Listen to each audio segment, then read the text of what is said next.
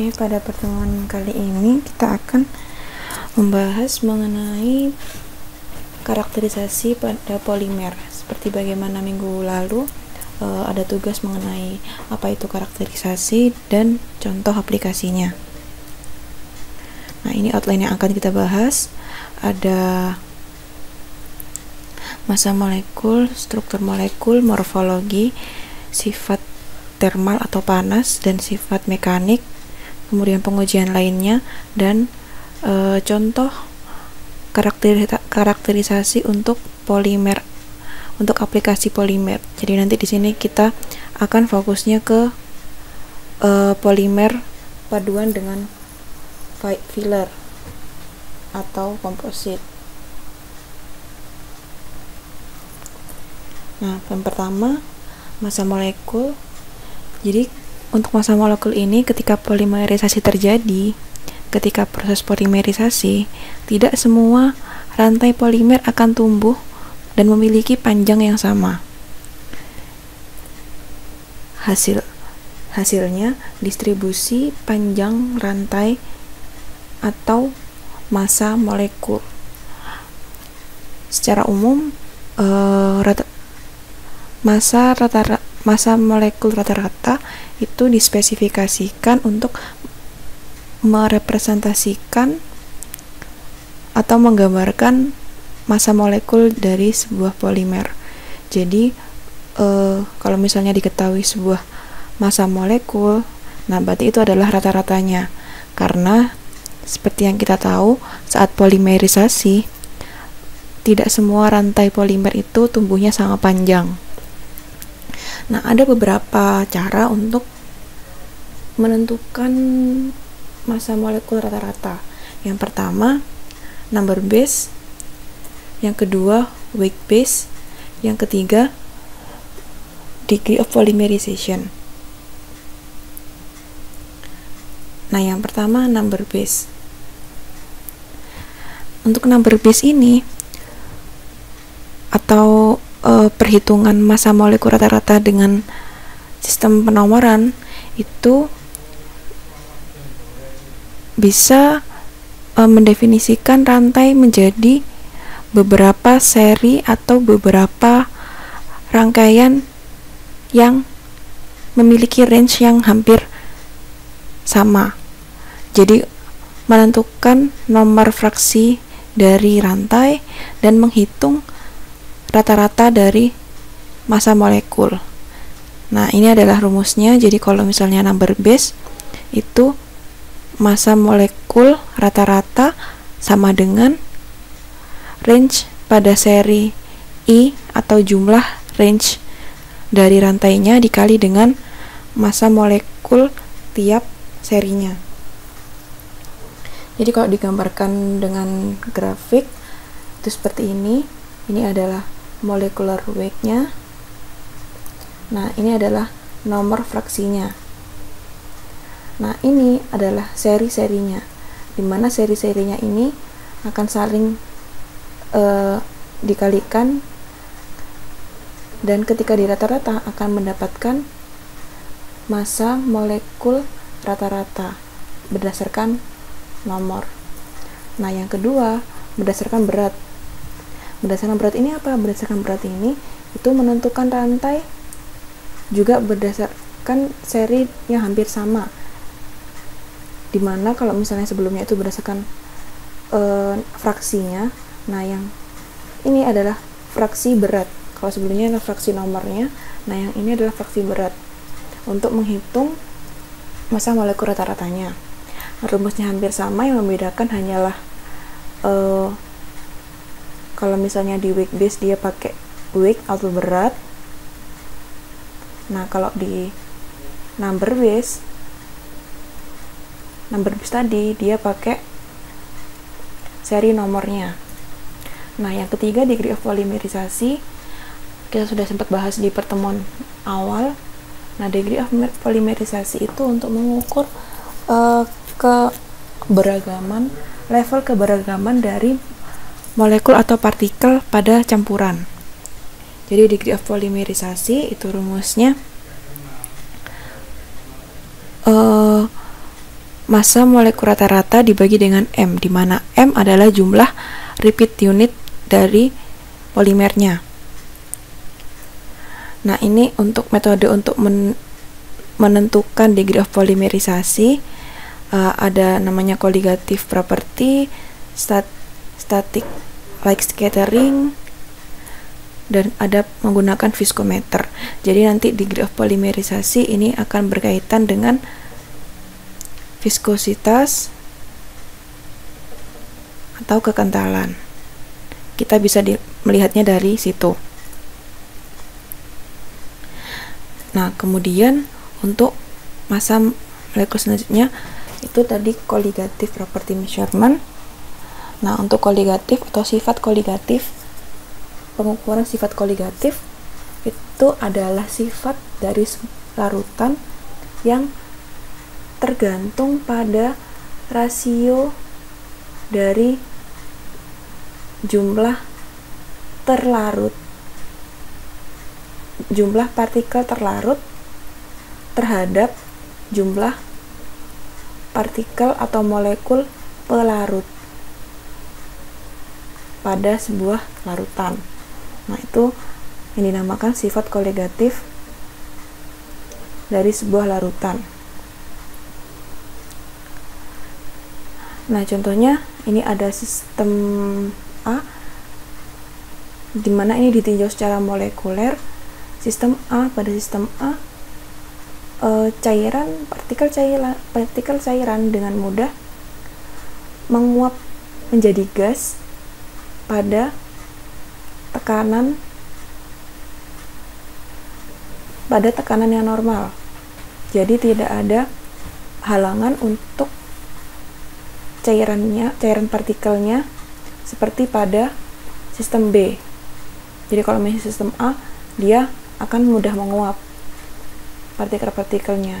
Misalnya di sini liquidnya, dia akan mudah menguap menjadi gas. Sedangkan pada sistem B, partikel terlarut mencegah liquid untuk menguap menjadi gas. Ini memerlukan cairan untuk melalui atau untuk memiliki energi yang lebih atau memerlukan energi yang lebih untuk menjadi gas.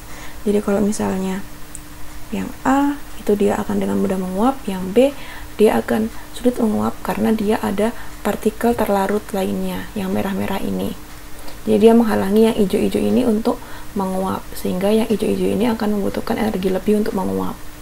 Seperti itu.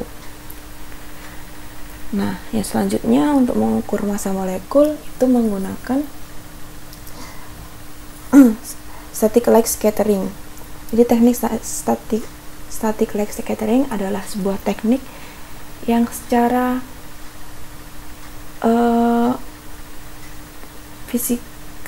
kimia fisika itu dia mengukur intensitas dari cahaya yang berpendar atau cahaya yang berhamburan untuk mendapatkan rata-rata massa molekul rata-rata dari sebuah makromolekul seperti polimer atau protein, jenis protein. Jadi ini ada alatnya seperti ini. Kemudian untuk viskometer atau pengukuran kekentalan larutan itu adalah sebuah alat yang digunakan untuk mengukur kekentalan dari sebuah larut cairan. Jadi untuk yang liquid viskositasnya akan beragam dengan kondisi aliran yang berbeda-beda, dan instrumen atau alat untuk mengukurnya disebut rheometer. Nah, selanjutnya size exclusion chromatography atau teknik kromatografi itu molekul pada campuran dipisahkan berdasarkan beratnya. Jadi misalnya Pertama, ada campuran dari protein yang besar dan kecil. Nah, kemudian dia akan dipisahkan dengan teknik kromatografi. Nah, yang di bawah ini adalah tabung untuk mengumpulkan protein setelah proses kromatografi, di mana yang akan berada pada tabung ini itu adalah protein-protein yang kecil. Karena yang namanya separasi, tadi contohnya separasi protein besar dan kecil, maka yang terpisahkan adalah protein yang kecil. Selanjutnya, untuk struktur molekul, untuk karakterisasi struktur molekul. Karakterisasi struktur molekul yang pertama, kita bisa menggunakan FTIR. FTIR ini sangat umum digunakan kalau kalian baca-baca jurnal. Jadi instrumen ini hasilnya berupa diagram absorpsi pada setiap gelombang atau wavelength. Jadi ini adalah wavelengthnya, ini wavelengthnya. Nah, ini adalah tingkat absorpsinya.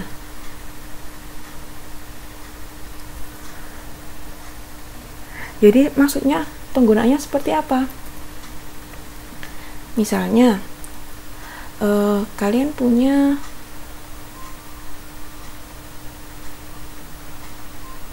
misal air H2O. Kalian punya H2O. Nah, kalian bisa menggunakan FTIR untuk tahu molekul strukturnya itu apa aja. Misal H2O itu ada HOH. Berarti nanti kalian bisa tahu ada ikatan O dan H.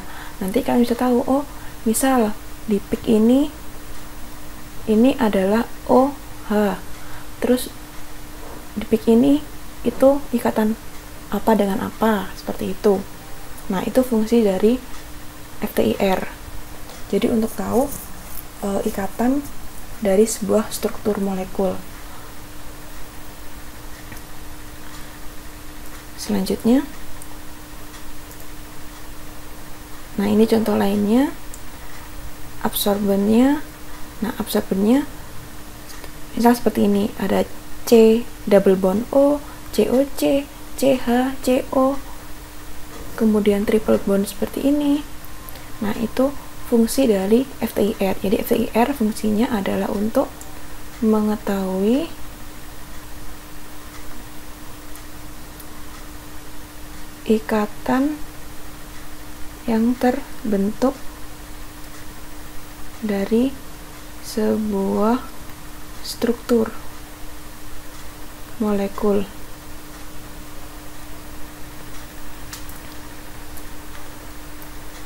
Nah, selanjutnya ada morfologi. Untuk morfologi ini, seperti yang kita tahu, morfologi itu adalah penampakan luar dari sebuah material. Nah, banyak instrumen bisa kita gunakan untuk tahu morfologi, terutama untuk polimer. Jadi bisa pakai SEM, ada TM, kemudian ada X-ray diffraction atau XRD kita singkatnya. Nah, kemudian ada AFM.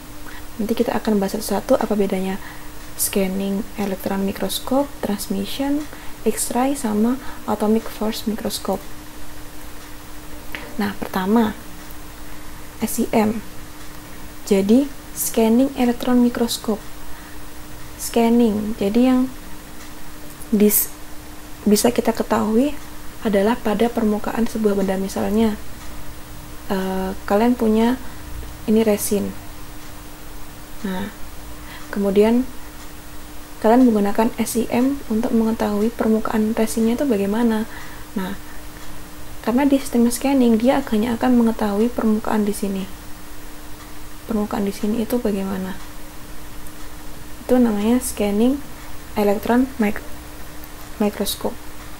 Jadi dia akan tahu bentuk permukaannya apa, entah dia berongga atau dia halus, seperti itu. Nah, ini contoh-contoh dari hasil SEM. Jadi bisa berupa serabut seperti ini, kemudian bisa foam seperti ini, berongga. Nah, foam sendiri itu bisa dua jenis. Bisa untuk foam sendiri itu bisa closed cell atau open cell. Nah, closed cell itu bagaimana? Closed cell itu seperti ini, jadi dia antar rongga tidak berhubungan. Nah, kalau open cell itu seperti ini, di antar rongga ini dan ini dia saling berhubungan. Nah, itu disebut open cell. Biasanya untuk closed cell, untuk polimer yang foam atau berongga ini, aplikasinya itu untuk misalnya insulator suara, peredam suara, seperti itu. Nah, selanjutnya untuk TEM. TEM itu Transmission Electron Microscope. Nah, pada dasarnya TEM ini hampir sama dengan SEM. Yang membedakan apa? TEM ini kebanyakan digunakan untuk material dalam skala nano atau dalam skala sangat kecil sekali. Jadi material yang misalnya dia udah diuji pakai SEM, tapi dia tidak bisa dijangkau, maka atau dia dimensinya terlalu kecil, maka pilihan selanjutnya adalah menggunakan TEM ini. Nah, TEM ini fungsinya hampir sama dengan SEM, tapi untuk skala yang sangat kecil atau nano. Nah, contohnya seperti ini. Biasanya kalau material-material seperti ini ketika dilihat dengan SEM, dia hanya akan terlihat sangat kecil atau hampir tidak terlihat. Makanya kenapa dia menggunakan TEM seperti itu. Nah, selanjutnya XRD. Nah, XRD di sini itu bisa juga digunakan untuk morfologinya. Jadi sebenarnya untuk XRD itu dia selain untuk morfologi juga untuk mengetahui dia material yang amorfus atau kristalin. Nah, kalau untuk morfologi bagaimana? Kalau untuk morfologi kita bisa tahu distribusi partikelnya.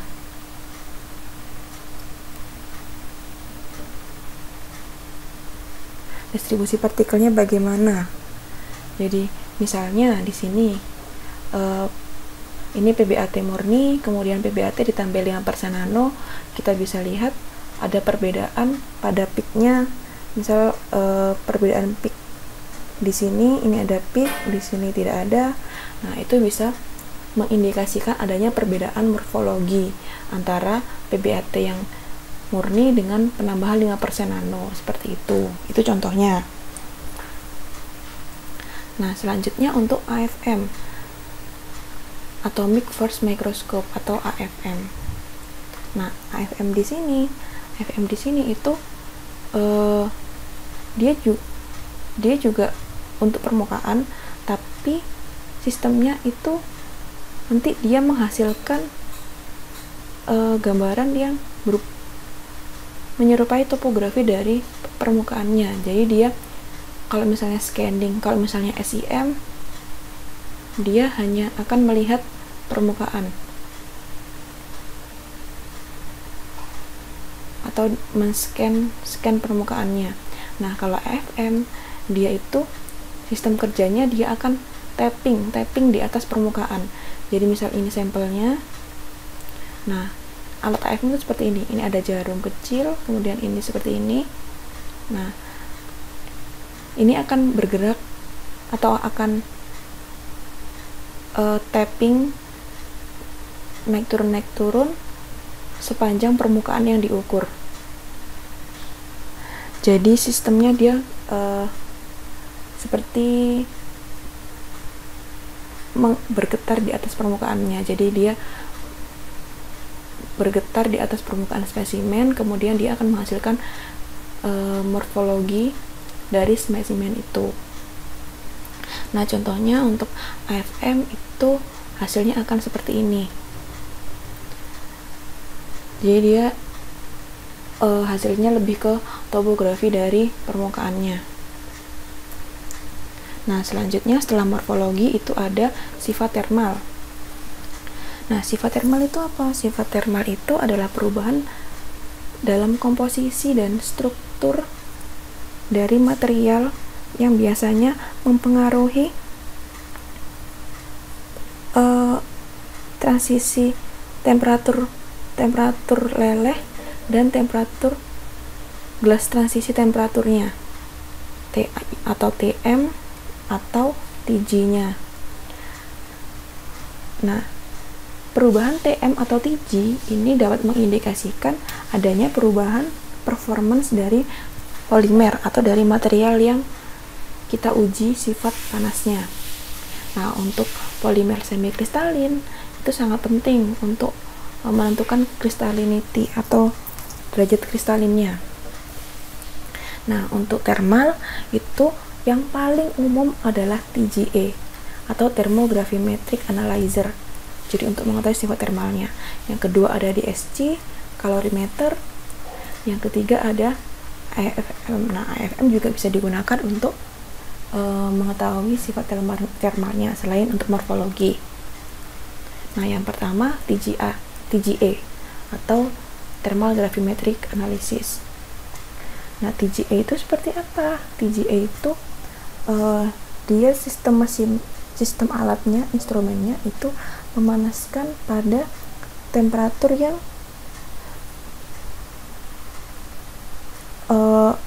dia memanaskan pada kecepatan pemanasan yang konstan. Jadi dia nanti misalnya kita pakai rate pemanasannya 10 derajat Celcius per menit.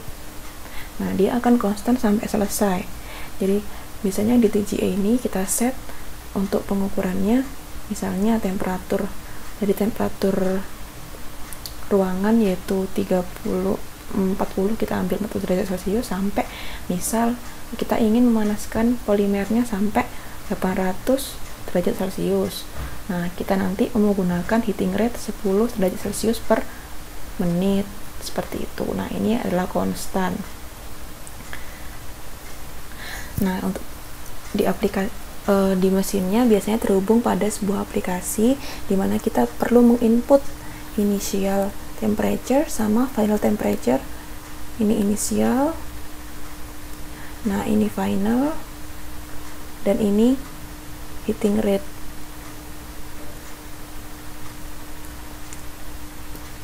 Nah, data yang kita dapat itu bisa berupa data atau kurva seperti ini ya. Nah, kita bisa dapat wake versus time atau wake law, berat dari sampelnya versus waktu, atau wake versus temperatur, tergantung kita settingnya apa. Nah, contohnya ini kita settingnya adalah residual mass. Nah, jadi berarti ini berdasarkan berkurangnya massa karena pemanasan versus dengan temperatur. Nah, perbedaan antara dua ini disebut dengan differential this data. Jadi ketika kita setting mau wake versus time atau wake versus temperature, nah perbedaan antar settingan data ini kita sebutnya DTD.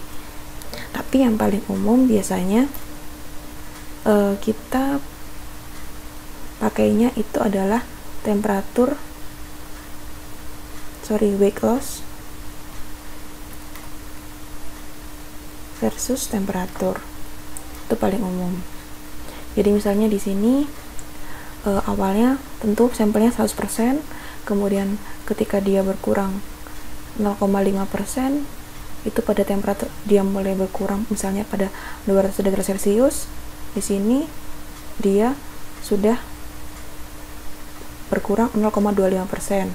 Nah, ketika dia di sini atau pada 700 derajat Celcius, nah dia sudah berkurang sebanyak 1% sampelnya, seperti itu. Nah, untuk TGA sendiri kita biasanya menggunakan environment atau lingkungan, dua macam lingkungan, bisa udara atau O2, bisa nitrogen. Nah, biasanya untuk polimer kita pakainya yang nitrogen. Kenapa? Karena kalau kita pakai O2, pakai gas O2 untuk supply ke mesin TGA-nya, maka ketika menggunakan O2, ketika selesai TGA-nya, sampel kita akan habis. Kita tidak bisa mengontrol weight loss-nya itu berapa sebenarnya. Nah, kalau N2 ini nanti akan tetap ada residual sampel atau polimer yang kita uji itu akan masih ada sisanya.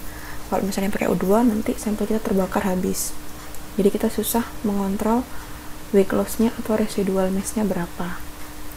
Nah, selanjutnya ini contoh TGA. Contoh lain dari TGA ada temperature versus dengan pengurangan massa. Jadi ini di sini 100 derajat Celcius, ini 100%, berarti massa 100%. Ini artinya massa 100%, dia bisa konstan sampai pada temperatur kira-kira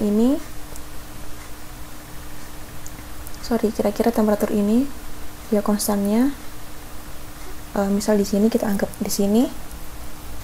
Nah, ini ada temperatur 365 derajat Celcius. Jadi dia bisa bertahan 100% atau tidak terbakar atau tahan panasnya sampai temperatur 365 derajat Celcius. Sedangkan ketika lebih dari ini, dia akan mengalami degradasi. Ini adalah dia mengalami degradasi. Oke, dan ini dia ikat. Kalau yang di bawah ini dia berarti dia ikatan polimernya atau polymer chain-nya dia sudah benar-benar terputus semua. Jadi ini masih bertahan, ini degradasi, mulai degradasi. Nah, ini ikatan molekulnya putus semua, seperti itu contohnya. Nah, selanjutnya ada DSC. DSC itu apa? DSC itu dia digunakan sama, dia juga untuk thermal, tapi dia lebih ke heat flow atau perbedaan temperatur. Jadi kita bisa pakai panas atau dingin. Jadi misal yang dimaksud dengan differential scattering calorimeter itu apa? Jadi kemampuan dari material tersebut untuk melepaskan atau membutuhkan panas, atau istilahnya exothermal atau endothermal. Jadi dia termasuk material yang exo atau endo, itu biasanya pakai DSC. Nah, DSC itu bisa mengukur apa aja? Nah, DSC itu bisa mengukur TG, kemudian TM atau TB, kemudian waktu dan temperatur kristalisasi, persentase kristalisasi, kemudian heats of fusion and reaction. Jadi maksudnya itu exo atau endo, dia termasuk yang mana, kemudian kapasitas panas spesifik, stabilitas panas, dan kemurniannya. Nah, contohnya seperti ini. Contohnya pada DSC. Pada DSC misalnya awal ini adalah TG, ini TG, kemudian ini kristalisasi, kemudian ini dia mulai leleh. Nah, ini coarse linking curve, dan ini dia mulai menguap. Nah, dari sini kita bisa tahu dia termasuk exo apa endo, seperti itu. Nah, selanjutnya ini juga contoh lain dari DSC. Untuk contoh lain dari DSC ini sama sebenarnya. Jadi ini hanya yang membedakan, ini metode, ini lebih menjelaskan metode pengukurannya. Jadi misalnya di sini ini temperaturnya, terus kemudian ini kemudian ini. Nah, ini temperatur pentingnya ini tadi temperatur meltingnya, kemudian temperatur TJ-nya. Nah, kemudian ini kristalisasi, kristalinity.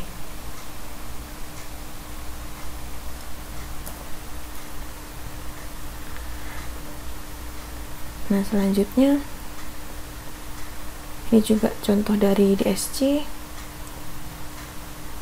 dari PET. Nah, ini TJ-nya di sini, kemudian kristalinity-nya di sini, kemudian ini meltingnya di sini. Nah, kalau kalian perhatikan beda kan antara gambar yang pertama yang ini dengan yang ini. Nah, yang membedakan apa? Yang membedakan adalah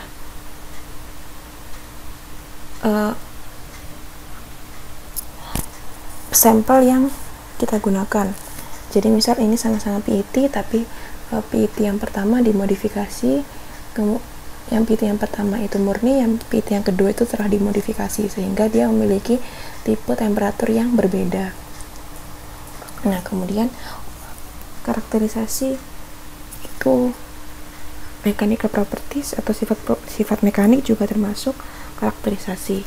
Nah, yang digunakan biasanya ada tensile, kemudian DMA, kemudian impact.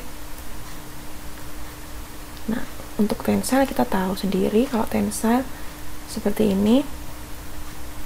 Jadi tensile itu menarik, kita udah tahu ya, menarik sampel dengan sebuah gaya tertentu pada material dan mengukur respon gayanya terhadap stres.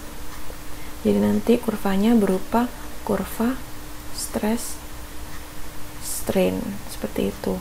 Metodenya sama, cuman yang membedakan adalah spesifikasi sampel atau dimensi sampel yang digunakan untuk uji tarik. Jadi misal kalau misal sampelnya dalam bentuk film, thin film, itu dia biasanya thin film kan tipis ya, jadi dia hanya seperti ini. Nah, kalau misalnya dia bukan thin film, dia polimer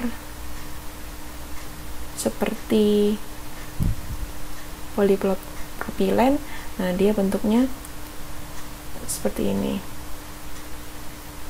memiliki gauge length.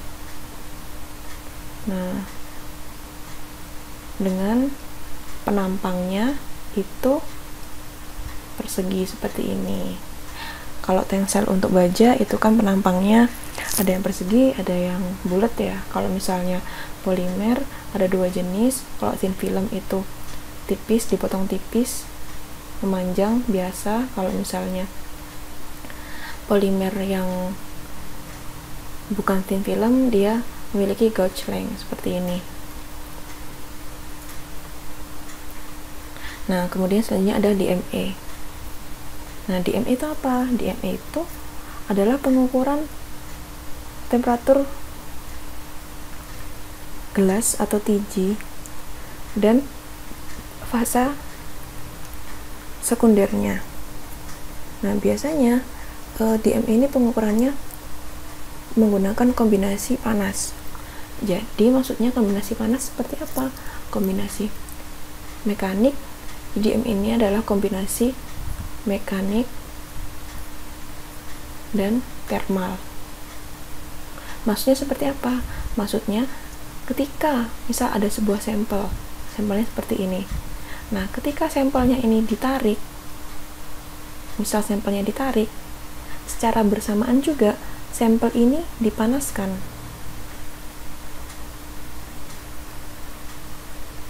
Jadi ketika ditarik, dia bersamaan juga dipanaskan. Tujuannya apa? Tujuannya untuk mengetahui sifat viskoelastisitas.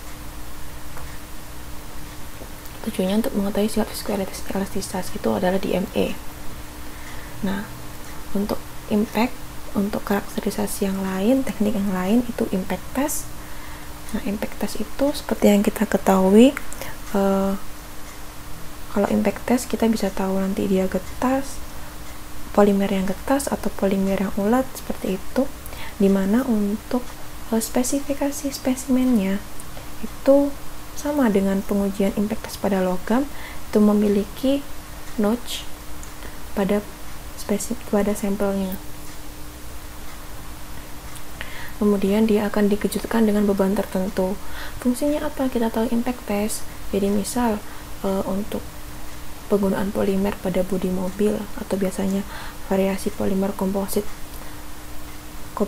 pada bodi mobil, kita bisa tahu kalau misalnya dia ada beban kejut atau misalnya tabrakan, dia bisa tahan sampai kekuatan berapa pada crash itu atau pada tabrakan tersebut. Itu gunanya impact test.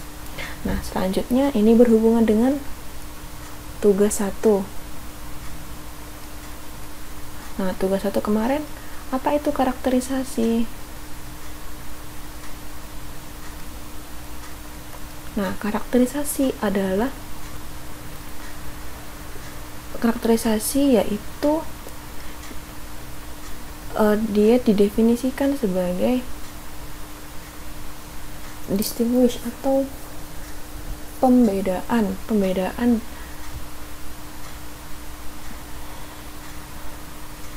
dari sifat fisik, kimia, mekanik, dan struktur material. Jadi karakterisasi adalah sebuah metode yang digunakan untuk mengetahui bagaimana sifat fisik, sifat kimia, mekanik, dan struktur dari suatu material. Contoh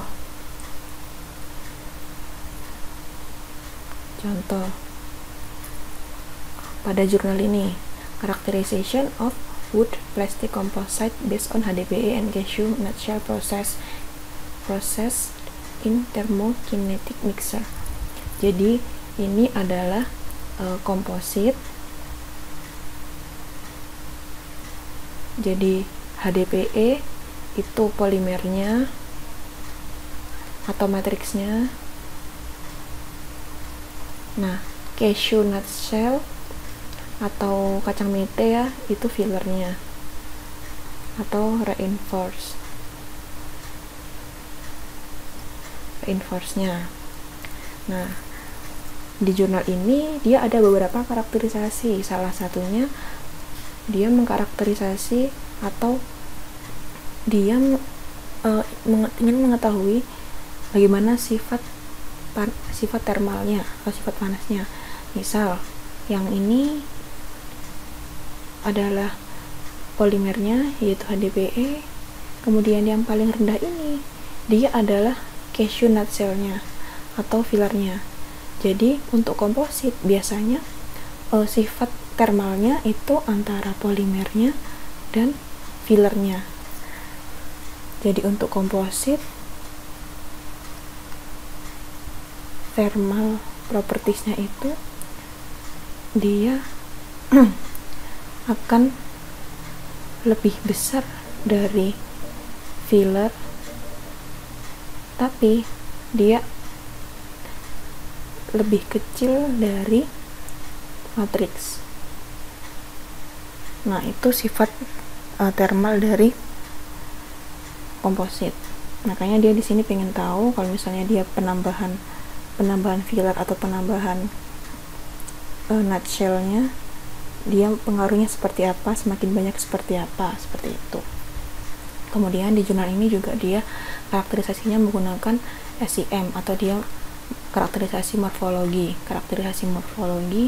yang menggunakan SEM. Untuk apa? Dia pengen tahu kalau misalnya dia yang ini hanya HDPE, dia penampakannya seperti apa, tidak ada apa-apa, kosong. Nah, kemudian ketika dia diberi 20% cashew nut shell, dia akan terdapat, nah ini partikel-partikel cashew nutnya, ini adalah partikel-partikelnya. Nah, dia pengen tahu seperti apa perbedaan atau penampakan morfologinya, seperti itu. Nah, sekian untuk materi karakterisasi dan pembahasan tugas. Semoga dapat dipahami. Jika ada pertanyaan bisa ditanyakan. Oke, terima kasih. Semoga bermanfaat.